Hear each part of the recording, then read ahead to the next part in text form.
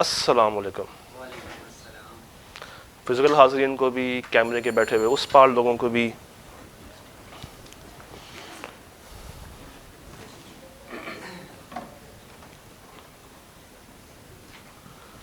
शुरू करते हैं। Business law. इससे पहले आप लोगों ने हल्का फुल्का सा एक वर्ड सुना होगा जब आप लोग छोटे बच्चे थे, जब आप लोग पीआरसी में थे। क्या सुना था? एक पेपर था I2B, और I2B की फुल फॉर्म क्या थी? Introduction to business. और इस पेपर का नाम क्या है? Business law.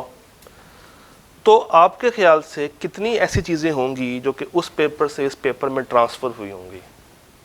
कितने ऐसे कॉन्सेप्ट्स होंगे जो कि दोनों पेपरों में कुछ हद तक सिमिलर होंगे? Random guess. मिस, आपसे पूछा।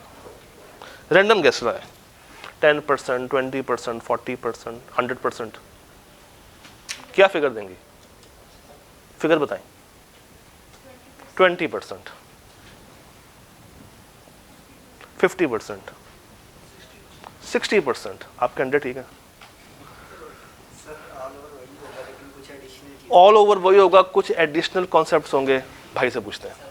70%, 60%, अबाउट 60%। वापस आते हैं। मिस, 100%। और अगर मैं आपसे कहूं लेस देन 5%, तो आप लोग माइंड तो नहीं करेंगे? तो लेस देन 5% चीज़ें रिपीट होने वाली हैं, यानी कि ये पेपर बिल्कुल ही नया। असल में अगर आपको याद हो तो जब हम लोगों ने पीआरसी की एक टाइम पे ओरिएंटेशन की थी, तो मैं अक्सर एक बात बताता हूँ कि ये जो पेपर है ना, पीआरसी 5, ये बेसिकली काम आपको आएगा जब आप लोग कैफ 6 पढ़ रहे होंगे, MFA। उसका मैनेजेरियल पोर्शन कुछ हद तक रेप्लिकेट होता है। इस बिजनेस लॉ के अंदर I2B से जो चीज़ आती है, दैट इज पार्टनरशिप वाला एक छोटा सा एरिया, बस। उसके अलावा कोई कॉन्सेप्ट हमें रिपीट होता हुआ नज़र नहीं आता, और वो भी बस कुछ एक आधी डेफिनेशन ही होगी और उसके अलावा कुछ नहीं होगा। तो जो आपसे मैंने कहा है लेस देन 5%, शायद वो भी ज़्यादा है। That can also be less than 2%। तो अभी तक इस पेपर के बारे में आप लोगों ने क्या सुना? फिर से वहीं से चलते हैं। मिस, आपके ख्याल में ये पेपर क्या है? मुश्किल है, आसान है, टफ है, गुजारा करता है, एवरेज है? एवरेज है।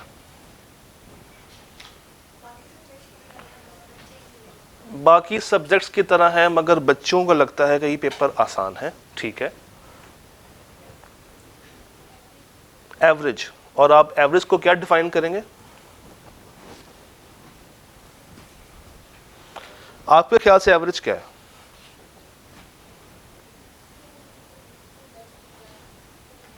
मुझे आवाज़ बिल्कुल भी नहीं आ रही।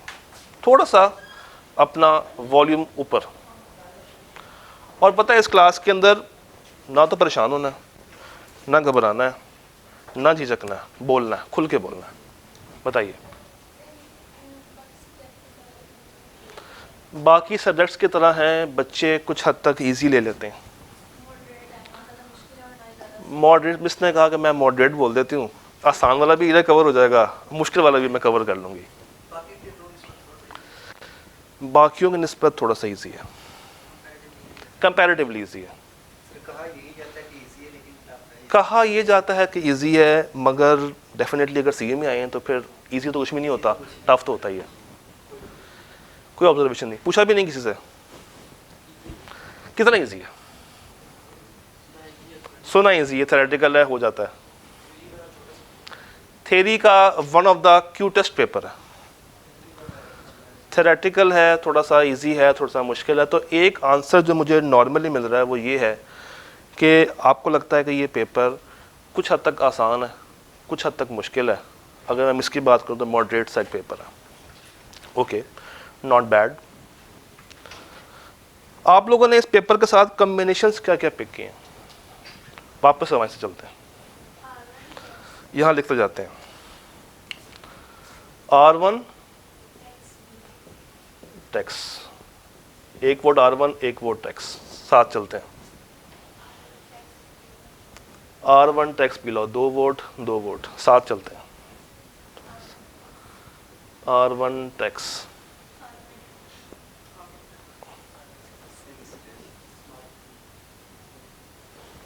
यानी कि आप अगर यहाँ पे मौजूद हैं, चेंज करना मार्कर, अगर आप मौजूद हैं यहाँ पे तो इसका मतलब ये है कि आपके पास जो कॉम्बिनेशन बन रहा है वो एक बन रहा है R1 का और एक बन रहा है टैक्स का। तो इसका मतलब है कि एक पेपर आपका प्योर न्यूमेरिकल है, एक पेपर आपका सेमी न्यूमेरिकल है, और एक बेचारा मजलूम पेपर ऐसा है जो कि थ्योरेटिकल है। आपका टैक्स नहीं है, आपका कॉस्ट होगा, कोई भी नहीं है। आपने कहा मैं 2 पेपर दूंगा, बड़ी खूबसूरत अप्रोच। खैर वापस आते हैं। तो बीलो बेचारा एक ऐसा पेपर जो कि थ्योरी है, और थ्योरी के साथ ना आप लोग जो हाल करते हैं ना, वो आप लोगों ने पीआरसी में देख ही लिया होगा। क्यूएम के अंदर लंबी लंबी क्लासेस, लंबे लंबे सवाल, इंट्रो के अंदर भी सवाल जवाब, और फिर बेचारा I2 भी, बेचारा इको, और बेचारा वो क्या होता है BWCS। 3 पेपर वहाँ पे मजलूम होते थे, और 2 के ऊपर आप लोग जो है वो ज़्यादा प्रैक्टिस कर रहे होते थे। यही हाल अनफॉर्चुनेटली बच्चा बीला का भी कर देता है। सबसे पता है प्राइम टाइम आप लोगों ने किसको देना है आगे जाके? इसको, उसके बाद इसको देंगे टाइम, और इस मजलूम की बारी आते थे आप लोगों ने कहना यार नींद आ रही, कल करूँगा, और वो कल कभी भी नहीं आती। तो आज मुझे आपसे 3 चीज़ें चाहिए होंगी, सिर्फ 3 चीज़ें। अगर आप मुझे वो 3 चीज़ें प्रोवाइड कर देंगे थ्रू आउट द सेशन, तो ना मैं आपको तंग करूँगा, ना ये पेपर आपको तंग करेगा, और आप आसानी के साथ इस पेपर को पार कर जाएंगे। 3 चीज़ें चाहिए: कंसिस्टेंसी, डिटर्मिनेशन, इंटेंशन। बचपन में आप लोगों ने ड्रामा देखा होगा CID, कंसिस्टेंसी, डिटर्मिनेशन और इंटेंशन। ये अगर आप मुझे दे दें, और क्लास के बाद अगर आप लोग जस्ट 1 आवर पढ़ लें, 1 आवर बहुत है। और ये 1 आवर आप लोगों ने कैसे पढ़ना है? एक आपके पास ना शैतान होता है, ये शैतान। मैंने क्लास में आते एक काम किया था, मैंने यहाँ नहीं रखा, मैंने यहाँ रखा, ताकि मेरी नज़र में भी ना आए कि कोई बेल बज रही है, कोई ब्लिंक हो रहा है। क्यों? आपका फोकस डाइवर्ट हो जाता है, आपका ध्यान उस तरफ चला जाता है। तो उसको अगर आप दूर रख देंगे ना खुद से, और 1 घंटा बस दे देंगे इस पेपर को, तो मेरे लिए उतना ही काफ़ी है। क्योंकि मुझे पता है कि आप लोगों ने यहाँ पर आगे 3-3 घंटे भी देने हैं, यहाँ 2-2 घंटे भी देंगे, 2.5 घंटे भी देंगे। इस मजलूम के साथ ज़्यादा जुल्म नहीं करना, सिर्फ 1 घंटा, शायद 1 घंटा भी मैं ज़्यादा कह रहा हूँ, क्लास के बाद 1 घंटा। हम लोग कभी भी ना इन क्लास फ्रंट बैक 2 सफ़र से ऊपर नहीं जाएंगे, फ्रंट बैक 2 सफ़र की बात कर रहा हूँ। तो बीलॉ के अंदर कवरेज क्लास में थोड़ी होती है, मगर लॉजिकल होती है, और वो लॉजिक अगर आप समझ जाएं क्लास के अंदर भी और क्लास के बाहर जाकर अगर आप उसको नेक्स्ट क्लास से पहले पहले रिवाइज करके आ जाएं, तो यही चाहिए इस पेपर को पास करने के लिए। कुछ हौसला आया। हमारा आज का एजेंडा क्या है? सबसे पहले हम लोगों ने इश्यूज आइडेंटिफाई करने हैं इस पेपर के अंदर। बुक्स कौन सी लेके चलें इसके ऊपर बात करेंगे, पेपर का पैटर्न क्या होगा, सिलेबस आउटलाइन क्या है, देखेंगे व्हाट अबाउट पास्ट पेपर्स, उसको एनालाइज करते हैं, and we talk about the keys to success. Issues क्या हैं इस पेपर को लेके?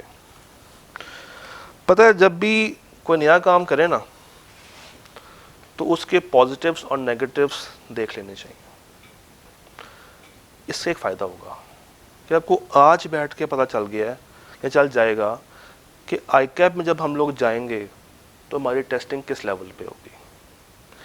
आज आपको ये बता के भेजूंगा कि कौन से वैसे बच्चे हैं जो कि फेल हो जाते हैं, कौन से ऐसे काम हैं जो कि आपने नहीं करने। तो नंबर 1, आपने उसको पीआरसी की तरह इजी नहीं लेना। पीआरसी में क्या हुआ था, ज़्यादा जोर लगाया था क्यूएम के ऊपर, अकाउंटिंग के ऊपर। थ्योरेटिकल एरियाज़ को आप लोगों ने आखिरी के 2 वीक्स में तैयार किया, 3 वीक्स में तैयार किया, और ये फैक्ट है। और पास भी कर लिया। क्यों पास किया? 100 नंबर का पेपर था, 50 एमसीक्यूज थे, 2 नंबर का 1 एमसीक्यू। तो अगर 25 में भी तुक्का लग गया तो मैं पास।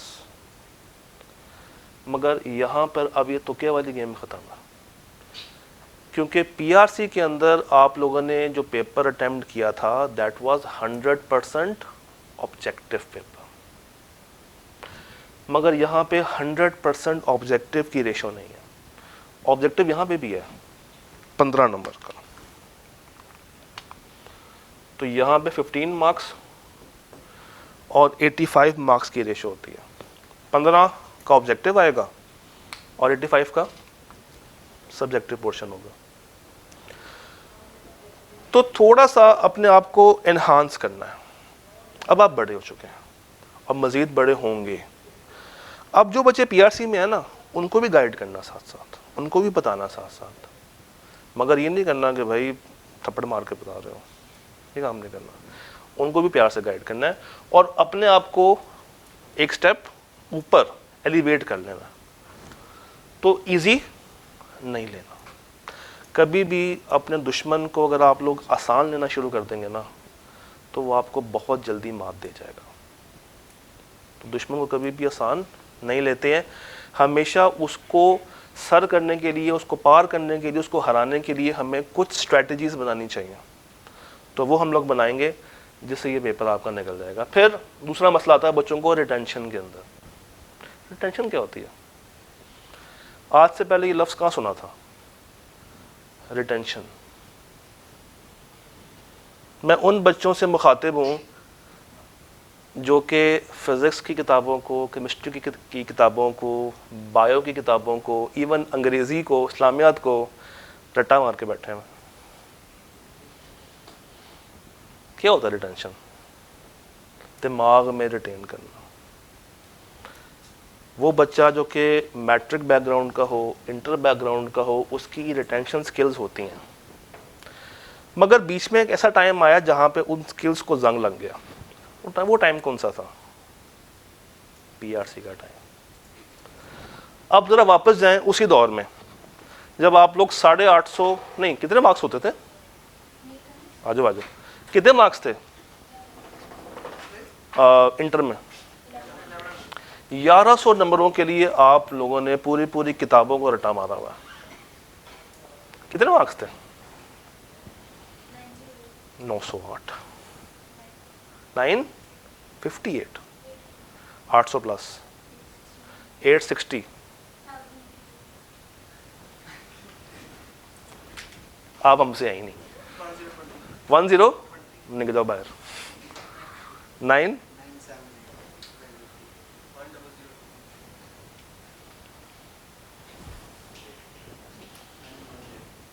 तो आप लोग ऑन एवरेज 900 प्लस वाले बच्चे हैं।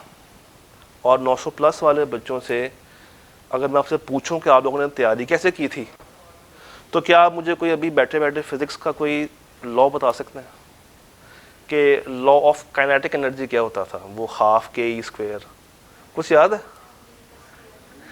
ये रटा बोल रहा है आपका। This is the power of retention.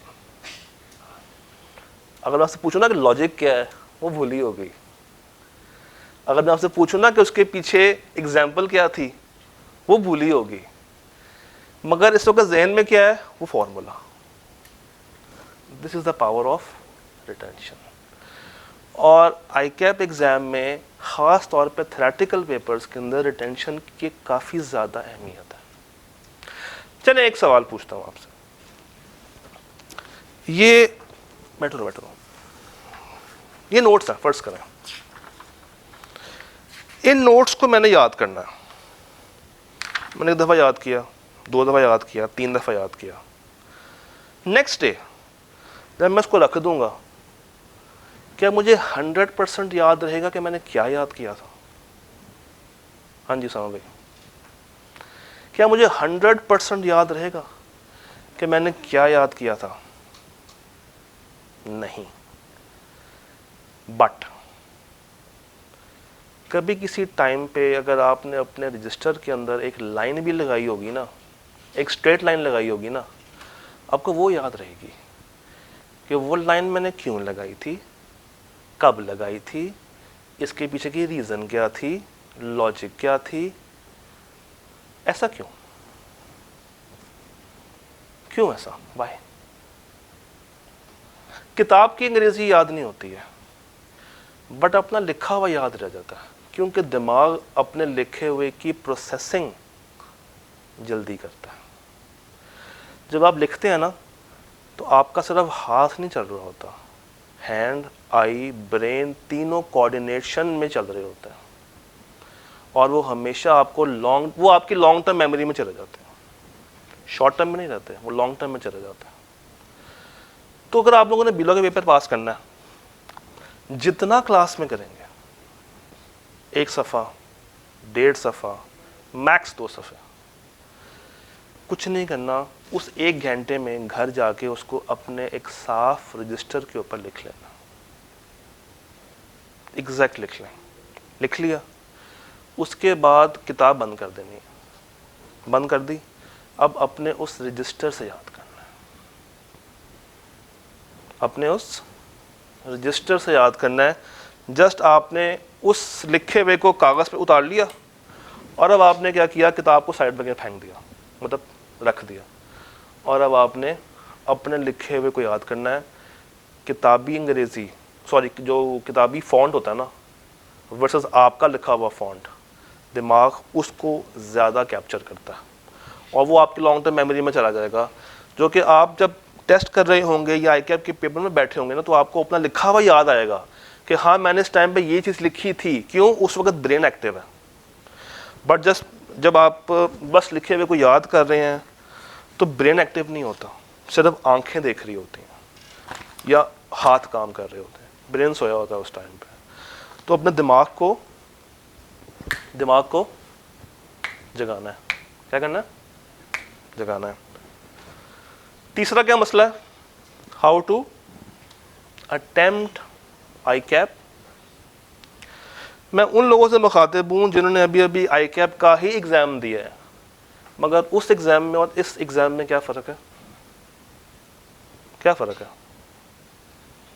वो ऑनलाइन था, वो MCQ वाला था, मगर यहाँ पे सब्जेक्टिव है, और कितने मार्क्स का है? 85 नंबर का। तो यहाँ पे अनफॉर्चुनेटली आपको अपनी राइटिंग स्किल्स भी दिखानी है एग्जामिनर को, सवालों को अटेम्प्ट करना आना चाहिए, ये स्किल है। देखें, क्लास में आ गए, कॉन्सेप्ट ले लिया, घर जाके रिवाइज भी कर लिया, बन गया। उसके बाद क्या होगा? टेस्ट आएगा, टेस्ट मिस कर दिया, फिर नेक्स्ट डे आए, फिर क्लास ली, अटेम्प्ट कर लिया, सब कुछ कर लिया, टेस्ट आया, मिस कर दिया।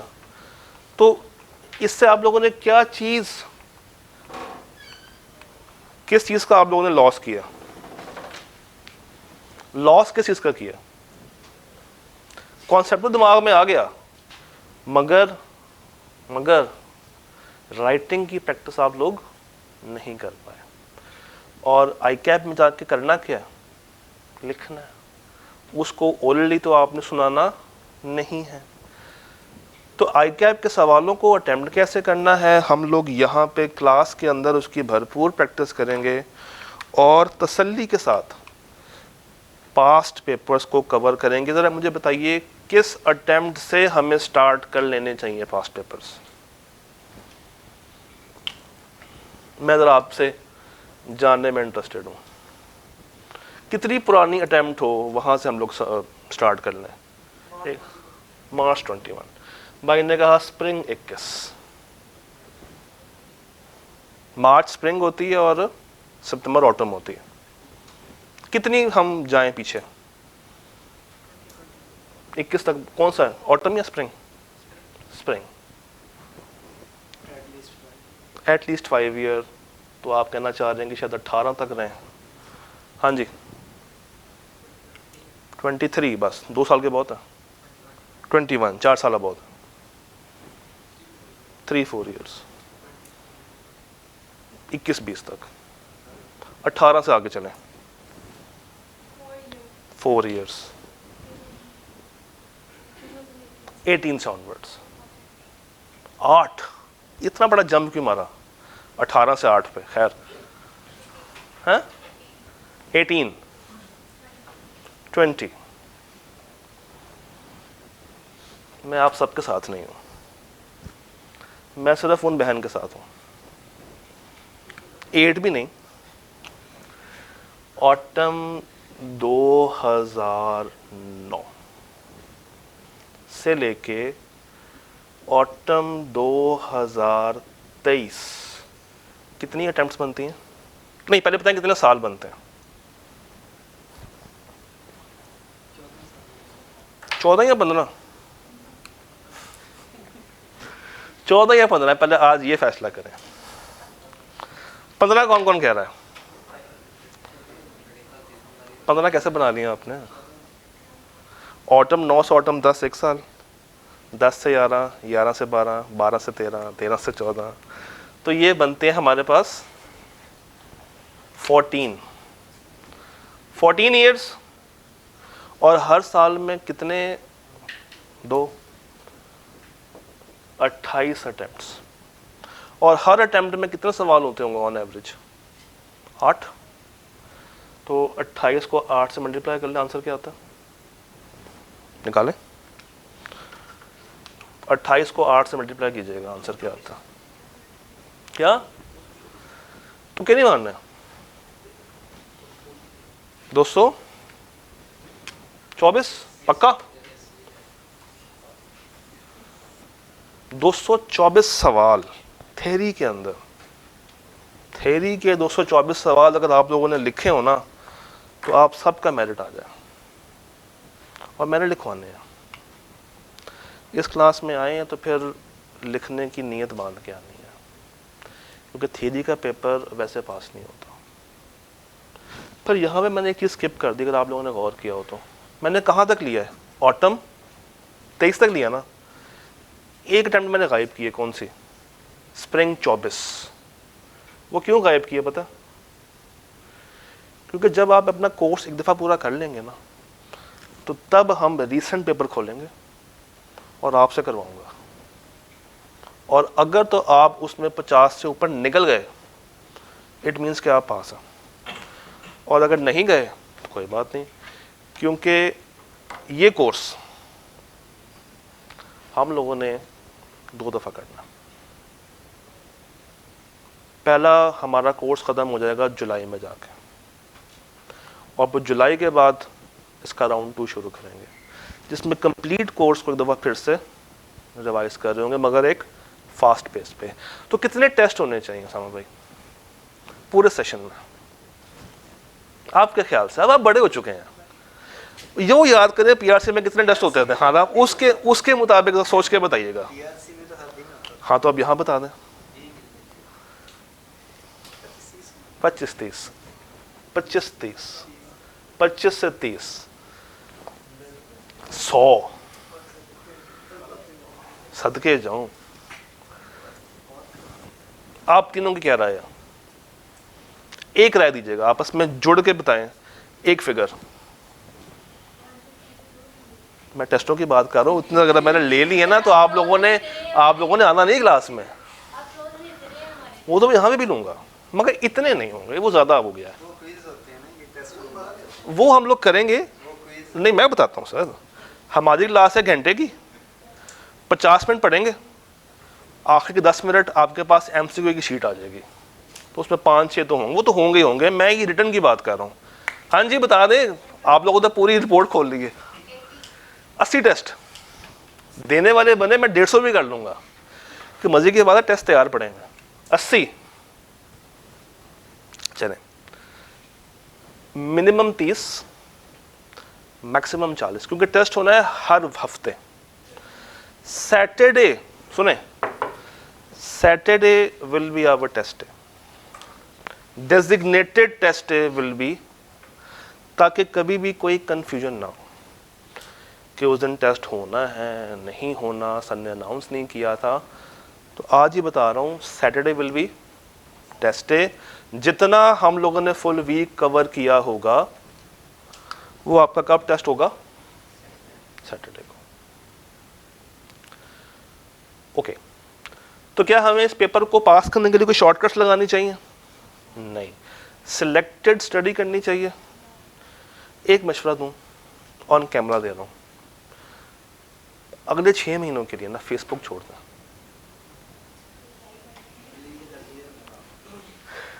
पता है फेसबुक छोड़ने के लिए मैं इसलिए कह रहा हूँ क्योंकि ना अनफॉर्चुनेटली बहुत सारे ऐसे ग्रुप्स मार्केट में हैं जो कि मिसगाइड कर रहे हैं। एक सैंपल बेस एक ट्राई कीजिएगा, कभी भी आपने जाके पोस्ट करनी है, मैंने बीलॉ का पेपर पास करना है, मैं कितने चैप्टर्स करूँ तो पेपर पास हो जाएगा? नॉर्मल तो जवाब क्या आएगा? 6, 5, 6, 5, 6। उनको ये भी नहीं पता होगा कि करंट स्कीम के अंदर टोटल चैप्टर्स कितने हैं, कितने हैं, कितने हैं? 18 के करीब क्या है हमारे पास चैप्टर्स हैं, और ये 18 चैप्टर्स इस ग्रिड में कुछ ऐसे करके फॉल करते हैं। हमारे पास 18 चैप्टर्स हैं जो कि 4 ग्रिड्स के अंदर डिवाइड है। पहली ग्रिड कौन सी है? Intro to. दूसरी कौन सी है? तीसरी परफॉर्मेंस। तो इनमें फर्क है, एक है एसेंशियल्स, एक है परफॉर्मेंस, और चौथी कौन सी है? ये ग्रिड है। और ICAP ने 18 चैप्टर्स इन 4 ग्रिड्स में डाल दिए हैं। बताऊं कैसे? ऐसे, पहली ग्रिड 5 से 8 नंबरों के लिए है जिसमें एक अकलौता चैप्टर है बस, यानी कि इसको तैयार करो और मिनिमम 5 मैक्सिमम 8 नंबर ले लो, जाओ यशी करो। ICAP ने कहा चिल करो। दूसरी ग्रिड जो कि 20 से 25 है, वहां भी चैप्टर्स कितने हैं? 4। कौन से हैं? 2, 3, 4 और 5। याद रखिएगा आपके कोर्स का 50% इन 2 ग्रेड्स में छुपा हुआ है, B और C में। मज़ीद गौर कीजिए, कुछ कॉमन है नहीं? कॉमन क्या है? Contract act 1870।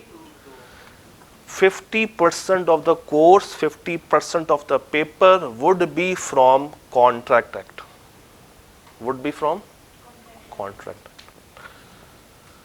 तो 4 चैप्टर्स ग्रेड बी में आ गए, और ग्रेड सी में कितने हैं? 5, 6 से लेके 10 तक। ICAP ने कहा 25 से 30। और जो आपकी आखिरी ग्रेड है, 8 चैप्टर्स उसमें फॉल करते हैं। पहले 3 पार्टनरशिप, अगले 2 नेगोशिएबल, और एंड वाले 3 इनको हम कहते हैं प्यार से अदर बिजनेस लॉज। पहले 3 कौन से हैं? पार्टनरशिप। अगले 2 कौन से हैं? नेगोशिएबल। और उसके बाद 3 कौन से हैं? Other laws. अगर मैं आपसे कहूं कि आज बैठे बैठे एक भविष्यवाणी करता हूं, क्या करता हूं? भविष्यवाणी। क्या होती है भला? प्रेडिक्शन। कि आपके पेपर में 20 नंबर 4 चैप्टर्स में से आएंगे जो कि प्योर क्रैमिंग है, तो आप खुश होंगे या परेशान होंगे? डिपेंड करता है कि बच्चा क्रैमिंग में कितना कंफर्टेबल है। कुछ बच्चे क्रैमिंग में बहुत कंफर्टेबल होते हैं और कुछ बच्चे नहीं कर पाते। उनको कहो लिखो कि सर लिख लेते हैं मगर लॉजिक के साथ लिखेंगे, रटा नहीं लगता हमसे, तो ये करना भी नहीं है। माँ सिवाय डेफिनेशंस के किसी भी जगह पे किसी भी पॉइंट पे आप लोगों ने ये नहीं करना कि आप लोग किताब की वर्डिंग को पकड़ के एग्जैक्ट कॉपी पेस्ट करना शुरू कर दें, ये नहीं करना। सिर्फ डेफिनेशंस वो वाहिद एरिया जहाँ पे मैं आपसे ज़िद करूँगा कि भाई नहीं, यहाँ पर तो क्रैमिंग ही करनी है, मगर उसके अलावा 4 चैप्टर्स ऐसे हैं। वन वाला कौन सा? ये 1 के बाद 16, 17, 18, ये 4 चैप्टर्स ऐसे हैं जो कि प्योर क्रैमिंग है। यहाँ से केस स्टडीज नहीं आती, ये आज भविष्यवाणी दे रहा हूँ। बाकियों से आ सकते हैं और बाकियों से क्रैमिंग भी पूछी जा सकती है। तो आप इस तरह कर लेंगे, chapter 1, 16, 17, 18 is your pure cramming areas and other mix. और मिक्स से क्या मुराद होता है? Can be used for cramming and can be used for logical questions. यहाँ तक क्लियर है? यहाँ तक परेशान तो नहीं हो गए? पक्की बात है। पेपर पैटर्न 100 नंबर का पेपर है, 15 ऑब्जेक्टिव और 85 सब्जेक्टिव। एक जगह पे ना एक लाइन लिखी हुई है छुपा के, ये लाइन 60% लॉजिकल 40%। अब जरा एक काम करें, 85 का 60% निकालें। मैं भी निकालता हूं। 85 का 60% क्या होगा? 50। इसका मतलब पता क्या? कि आधा पेपर लॉजिकल, आधा पेपर क्या है? लॉजिकल। और अगर मैं इसी 85 का 40% निकालूं तो 34 आएगा। इतना परसेंट क्या होगा? क्रैमिंग होगा। इसी तरह एमसीक्यूज भी कुछ लॉजिकल होंगे और कुछ क्रैमिंग होंगे। तो 15 में से 9 number would be from the logical side and 6 will be straight forward. ये जनाब 2022 से लेकर 2024 तक का एक एनालिसिस है, जिसको हम प्यार से कहते हैं पास्ट पेपर एनालिसिस। ये 2022 से क्यों है? इसकी रीज़न है। इसकी रीज़न ये है कि इस अटेम्प्ट से पहले यानी कि ऑटम 21 तक ये पेपर कंबाइंड था, यानी कि बिजनेस लॉ के साथ कंपनी लॉ जुड़ा हुआ था। ये एक पेपर था। तो जब आई कैबिनेट को अलग किया तो तोहफे में ये 3 टॉपिक साथ डाल दिए, 16, 17 और 18। ये इससे ये स्प्रिंग बाइट से पहले एग्जिस्ट नहीं करते थे और कुछ एरियाज को बहुत ही ज़्यादा स्क्वीज कर दिया और कुछ एरियाज में कुछ एक आधा एरिया मज़ीद प्लग इन कर दिया। मज़े की बात यह है कि आईकैब अपनी ग्रिड को ऐसे फॉलो करता है जैसे कोई रूहानी किताब हो। देखिए, आईकैब ने कहा था 5 से 8, ऑन एवरेज क्या चल रहा है? 6। रिसेंटली क्या पूछा? 5। उससे पहले 6, फिर 6, फिर 7, फिर वो 5 से 8 के बीच में रह रहा है। आईकैब ने कहा ग्रेड बी में से 20 से 25, ऑन एवरेज कितना है? 24। रिसेंट कितना है? 25। उससे पीछे आ जाएं 20.5, 25, 24 और 23। ग्रेड सी 25 से 30, ऑन एवरेज कितना है? 30, 26, 29.5, 29.5, 31 और 1% ओपन से जा सकता है। और नीचे अगर मैं बात करूं 35 से 52, 40% की एवरेज है, जिसमें पार्टनरशिप में से अभी तक क्या पूछा उसने? 20%। नेगोशिएबल में से उसने पूछा है 8% और अदर लॉस में से वो क्या पूछ रहा है? 13%। और जरा देख के बताइए,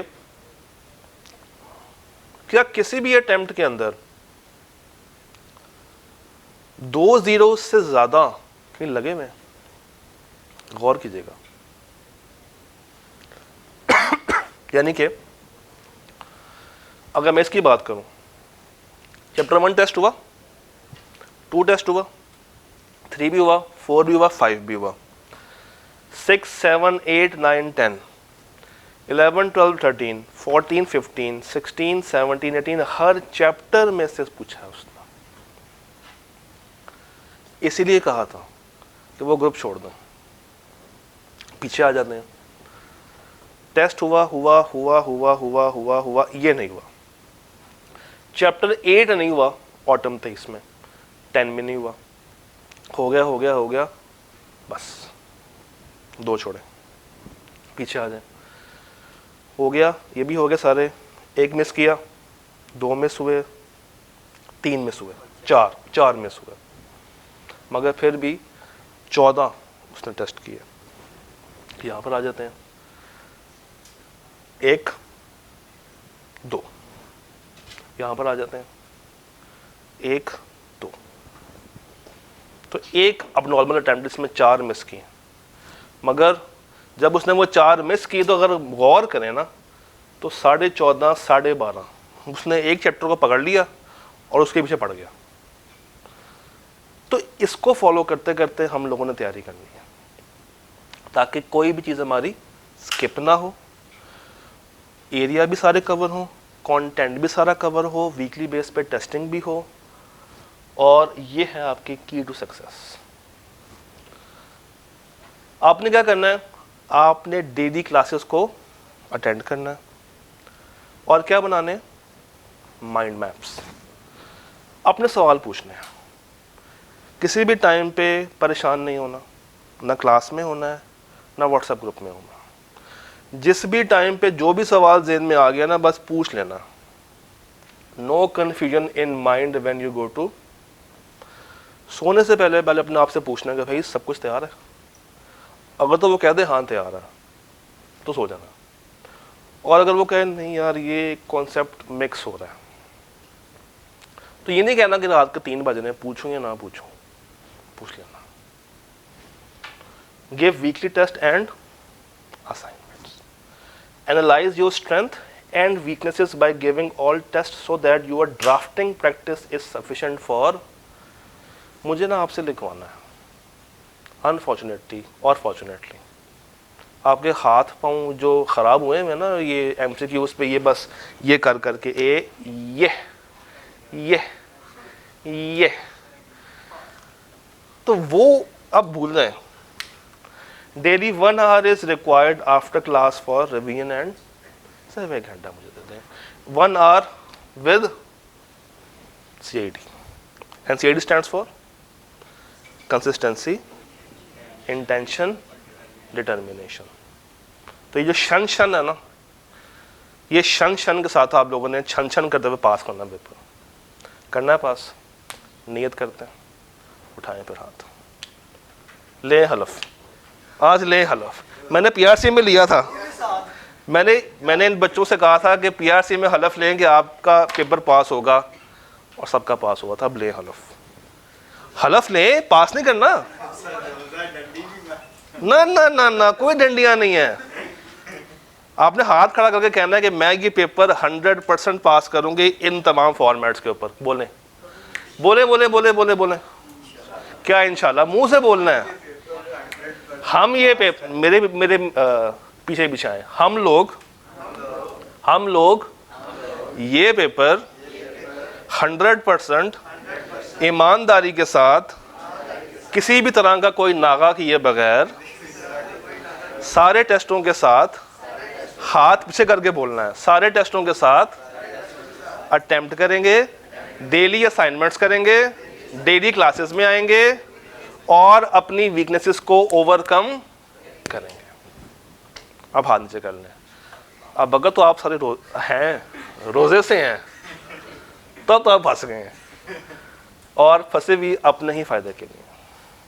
कोई सवाल? मेरे एंड से इतना ही है। मैं आपको ये डिस्ट्रीब्यूट कर दूं जो अभी तक हम लोगों ने देखा है।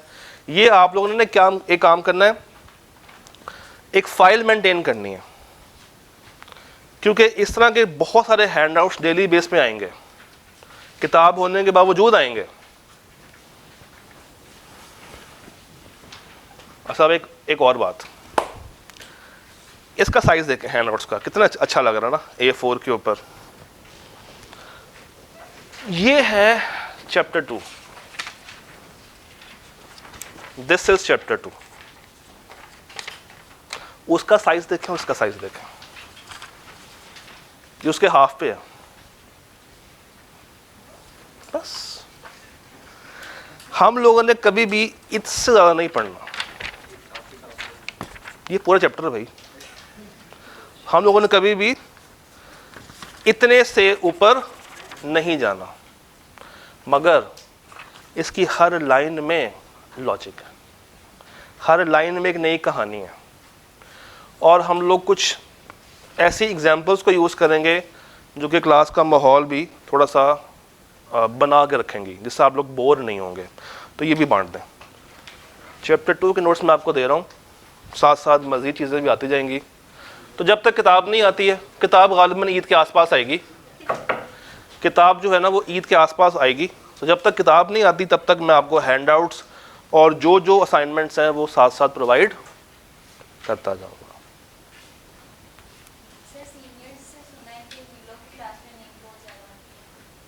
अभी मैंने क्या कहा,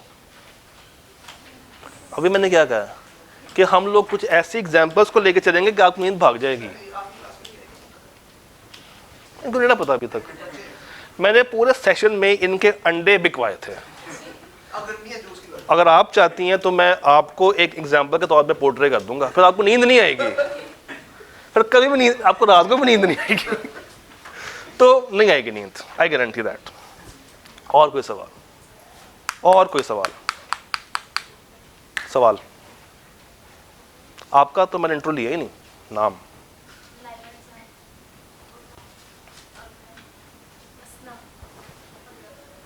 ना ना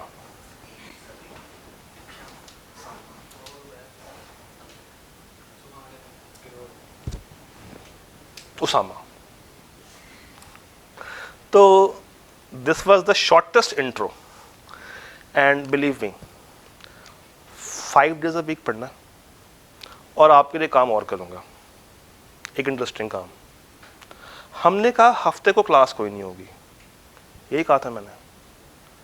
सैटरडे वाले दिन क्या होगा, टेस्ट तो होगा ही होगा, मगर फ्राइडे को जब आप लोग यहाँ से बाहर जाएंगे ना, तो जितना हम लोगों ने पीछे पढ़ा होगा उस फुल वीक में, उसकी एक समराइज्ड रिवाइज्ड रिविजन वाली वीडियो आपको दी जाएगी, जो कि पूरा वीक 1 घंटे में या 1.25 घंटे में कवर कर रही होगी।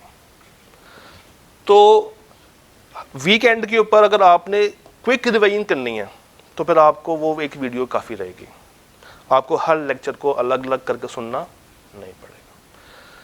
तो कल से ऑनवर्ड्स आपके पास एक अदर रजिस्टर होना चाहिए, इतना मोटा भी ना हो इतना हल्का भी ना हो, एक मुनासिब सा। और कोई सवाल?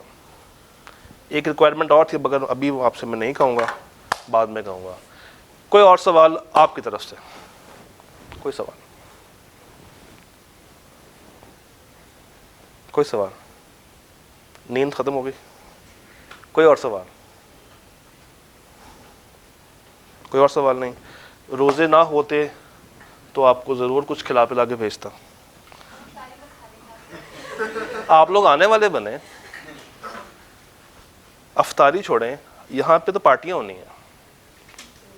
मिड के बाद, मॉक के बाद, क्वार्टर के बाद तो इनामात भी होंगे, और ऐसे वैसे इनामात 30,000 रुपये उन्होंने लिया था मेरे से PRC के अंदर, मगर खुशी इस बात की हुई कि इन्होंने पास भी किया। हाँ, बैच 4 में होंगे। तो that was it from my side. हाँ, नंबर नोट कर लें, नंबर वहाँ पे नहीं आ रहा, ये नंबर नोट कर लीजिएगा। किसी भी टाइम पे कोई भी मसला हो तो आप इसके ऊपर रब्ता कर सकते हैं, 030000672662। So that was all from my side. कल मुलाकात करते हैं चैप्टर नंबर 2 के साथ। आपने तो पूछा नहीं कि सर 1 क्यों नहीं करना, वाई 2? वाई 2? शुरू से आप ऐसे करते हैं ना, वहाँ भी 2 से स्टार्ट किया था। हाँ नहीं, लॉजिक ये है, चैप्टर 1 बोर है और 2 से लेकर 10 तक इस कॉन्ट्रैक्ट एक्ट। तो चैप्टर 1 हमारा किताब का तो फर्स्ट है, मगर हम लोगों ने बिल्कुल एंड पे करना है। तो 2 से हम लोगों ने कल अपनी कहानी को स्टार्ट करना है।